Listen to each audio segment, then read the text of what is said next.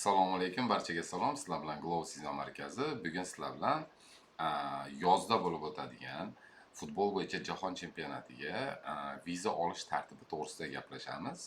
Sizlar ham qisqacha tushunchaga ega bo'lsanglar, shu qiynalmasdan vizaga topshirib, shu jahon chempionatiga borib futbollarni ko'rib kelishlaring mumkin bo'ladi.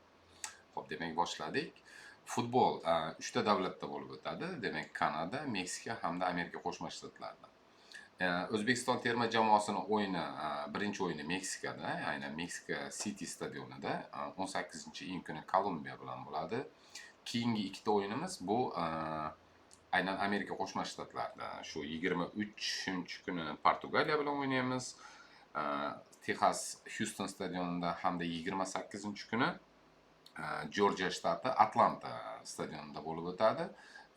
Jamoa noma'lum. Hozircha shu Yangi Kaledoniya, Yamayka yoki Kongo shu uchtasidan bittasi bilan xudo xolisa o'yinga tushamiz.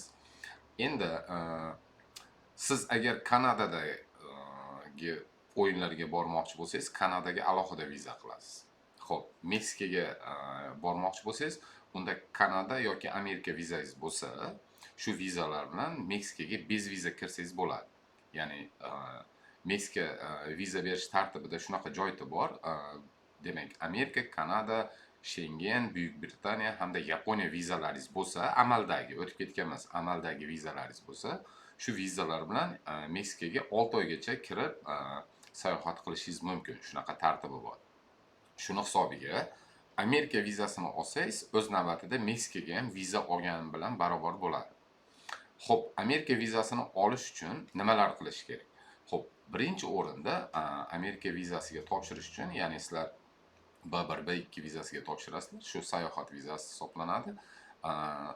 DS-160 anketasini to'ldirasizlar. DS-160 anketasini biz linkini qoldiramiz. Shu link orqali kirib, anketa faqat sizlar haqidagi ma'lumot, qo'shimcha narsa yo'q, faqat 5 ga 5 rasm tushasizlar. Qolgan ma'lumotlar hammasi o'zlaringda bor. Shu ish joylaring, familiya, ota-onalaringda, turmush o'rtoqlaringda, uylanmagan bo'lsanglar o'zlaring haqida, student bo'lsanglar student, qisqacha ma'lumotlarni yozib o'tasizlar. Chiqqan davlatlaring, o'qigan joylaring, faqat hammasi ingliz tilida to'ldiriladi. Agar ingliz tilini bilmasangiz, Google переводчикdan foydalanasizlar yoki shu o'zlaringda yaqinlaring bo'lsa, ingliz tilini biladigan, shular yordamida birga to'ldirsanglar bo'ladi, yordam beraveradi. Xo'p, anketani to'ldirdinglar. To'ldirib oxirida yakunlaganlaringdan keyin shu inglizcha submit tugmasi bosadi. Submitni bosganlaringdan keyin sizlarga bir varaqli tasdiqlov qog'ozi, ya'ni confirmation page deydi. Shu tasdiqlov qog'ozini berasizlar. Elchixonaga shu tasdiqlov qog'ozini olib kirasizlar. Xo'p, tasdiqlov qog'ozini oldinglar, keyingi navbatda elchixonadan navbat oldirasizlar. Shu elchixonani saytiga kirib, viza navigator deyiladi. Shu viza navigator orqali navbat olasizlar. Ro'yxatdan o'tib navbat olasizlar. Navbat hozirgi kunda may-iyun oyiga qolgan hamma oylar zanit bo'lgan. Shu futbolga boradiganlar zanit qilib oldi. Ya'ni misol hozir yanvar oyi tugagan bo'lsa, shu yanvar ichi deyarli 4 oylik oldindagi navbatda band qilib olishgan futbolchilar. Xo'p, navbatni oldinglar may yoki iyunga. Keyingi qiladigan ishlaring shu elchixonaga kirishdan oldin suhbat bo'ladi. Shu suhbatda 2-3 ta savol beradi. Ya'ni qayerga ketyapsiz, qayerga ketayotganingizni bilishingiz kerak. Xo'p, nima uchun ketyapsiz? Shu futbol jahon chempionati O'zbekiston terma jamoasini qo'llab-quvvatlagani. Xo'p, sponsor kim? O'zlaring haqida gapirib berasizlar. Sponsor o'zim yoki dadam yo akam, shular shunaqa meni sponsorlik qiladi. Sababi moliyaviy holati yaxshi yoki o'zlaringniki bo'lsa o'zlaringniki. Endi asosan o'zlaringda moliyaviy holatlaring yaxshi bo'lsa, viza olish shanslaring ko'proq bo'ladi, boshqa odam sponsorlik qilganda. Xo'p, nima hujjatlar olib kelinadi? Zagran pasport olib kelinadi. Shu anketani to'ldirganlaringdagi tasdiqlov qog'ozi bor. U yerga bir Schengen zonaga o'xshab bir dunyo hujjat olib bormaysizlar. Shu bitta qog'oz orqali o'zlari shtrix kodi bo'ladi. Shu shtrix kod orqali anketalaring chiqarib oladi. Endi navbat olganlaringda ham qog'oz bo'ladi. Shu navbat olinganlik qog'ozi, shu qog'ozni olib kirasizlar. Xo'p, undan keyin 3 ta hujjat bo'ldi. Undan keyin yana bitta majburiysi bu bilet. Bilet olinglar futbolni. Endi biletni qayerdan sotib olasizlar? fifa.com dan sotib olasizlar. qolgan hech qayerdan sotib olmanglar. FIFA.com ga kirasizlar, ro'yxatdan o'tasizlar, shu yerdan sotib olasizlar. FIFA.com dan. Esda qolsin. Xo'p, biletni oldinglar. Endi qo'shimcha yana nima hujjatlar? Qo'shimcha hujjat, misol sizlar plastik оборотlaring bo'lsa, oyliklaring, daromadlaring, qanaqadir pul tushadigan plastik оборотlaring bo'lsa, shu plastik оборотlaringni chiqarib olinglar. Bank spravka chiqarib olinglar. Shotimda misol $10,000 pul bor yo $50,000 yo $100,000 pul bor degan spravkani chiqarib olinglar. Xo'p, firmalaring bo'lsa, ish joylaring bo'lsa, shular haqida ma'lumot, ya'ni anketada ko'rsatilgan ish joylaring to'g'risidagi ishxonalaring bilan bog'liq hujjatlar chiqarib olinglar. Ya'ni O'zbekistonga sizlarni bog'lab turadigan hujjat hisoblanadi u.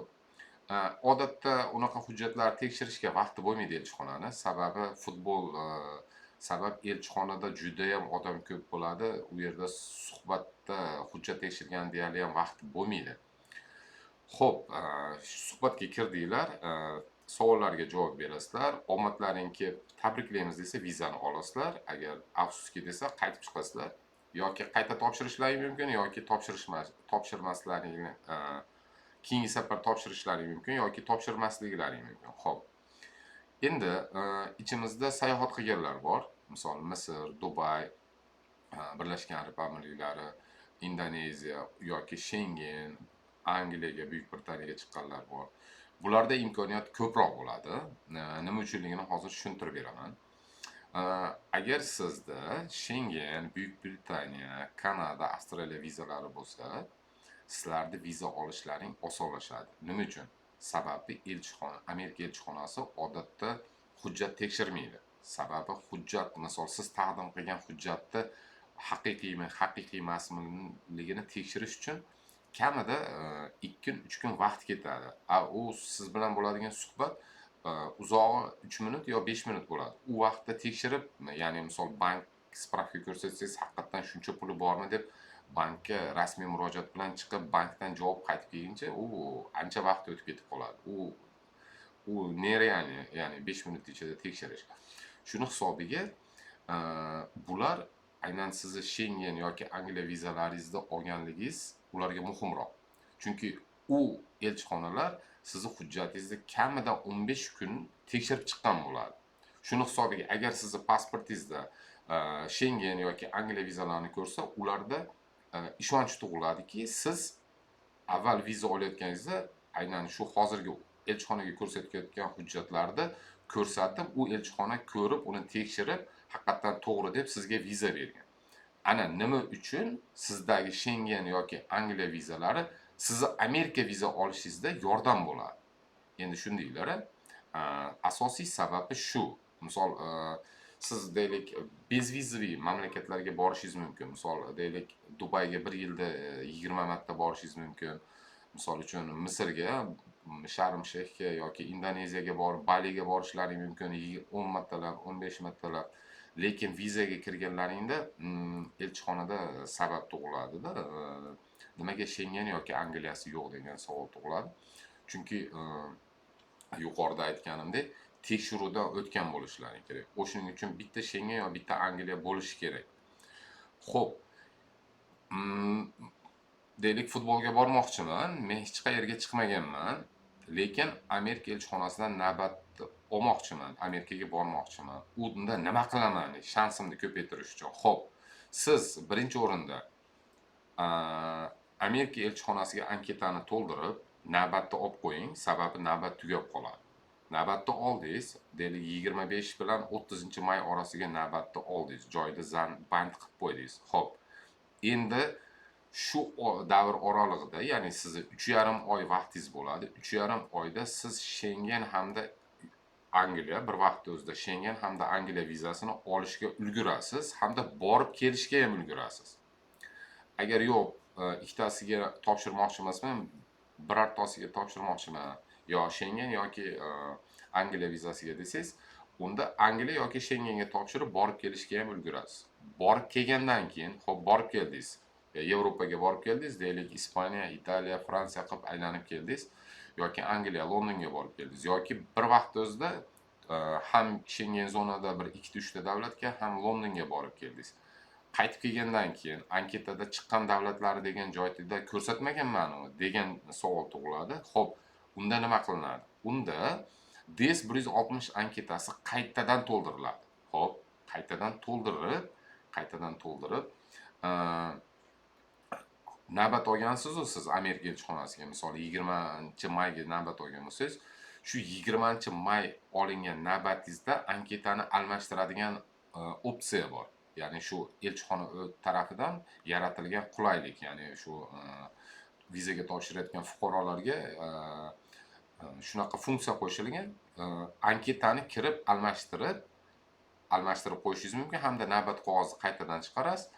Shu tasdiqlov qog'ozini ham qaytadan chiqarasiz.